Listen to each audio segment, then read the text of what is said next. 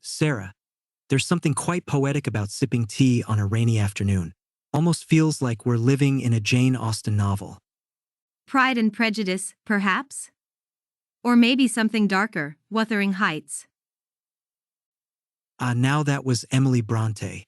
The Moors, the brooding Heathcliff, pure drama. But speaking of drama, do you know when the Great Fire of London broke out? 1666, Pudding Lane.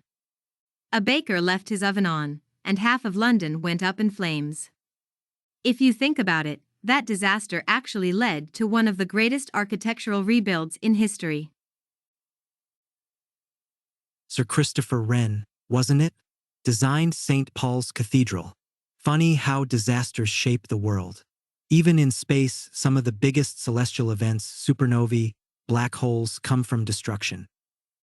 Like the Crab Nebula, formed from a supernova recorded by the Chinese in 1054. Just imagine, they were documenting space centuries before telescopes even existed. And now we've got telescopes that can see billions of light years away. James Webb is showing us galaxies formed just after the Big Bang. Makes you wonder, if we ever get to Mars, who do you think will be the first person to step foot there? That's the billion-dollar question, isn't it? Whoever it is, they'll have their Neil Armstrong moment. Speaking of which, 1969, Apollo 11. That famous one small step for man. And that's when everything changed. The moon landing, the space race, new technology. Most of our modern tech, satellite navigation, even memory foam came from space research. And look where we are now, glued to our smartphones. Do you know who invented the first practical telephone? Alexander Graham Bell, though Antonio Musi had something to say about that. History's full of those little rivalries. Like Tesla and Edison, one obsessed with AC, the other with DC. Or Shakespeare and Marlowe. Some even argue Marlowe was Shakespeare. Conspiracy theories, always good fun. Speaking of which, did you know there's a theory that the Titanic was actually its sister ship, the Olympic? Nonsense. But I do know the Titanic sank in 1912, hitting an iceberg on its maiden voyage. A reminder that even the unsinkable can fall. A lesson that applies to empires too. Look at Rome, once the mightiest power, now ruins in history books. Britain had its own empire too. At its height, it ruled nearly a quarter of the world. No wonder they said, the sun never sets on the British Empire.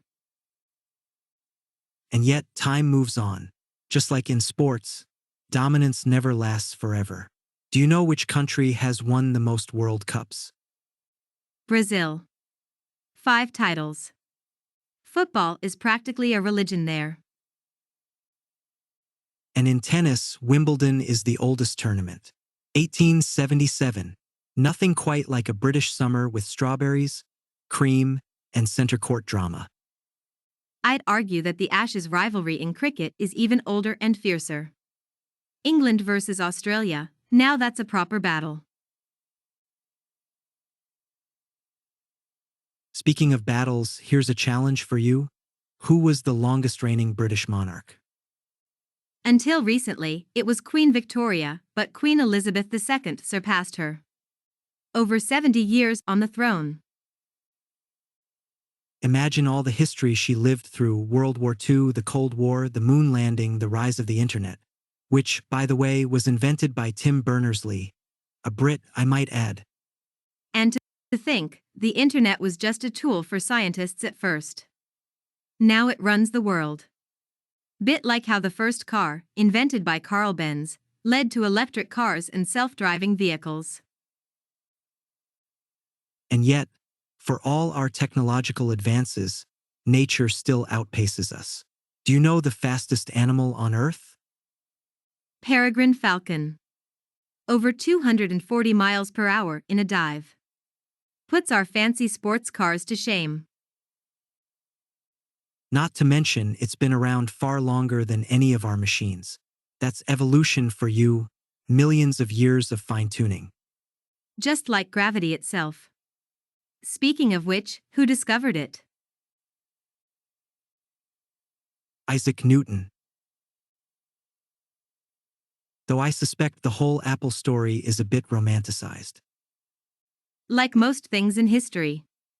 What's real, what's exaggerated, it all blends together over time. And yet, we never stop asking questions. That's the beauty of knowledge. It never ends. Exactly. And on that note, how about another cup of tea? Now that's the best idea you've had all day.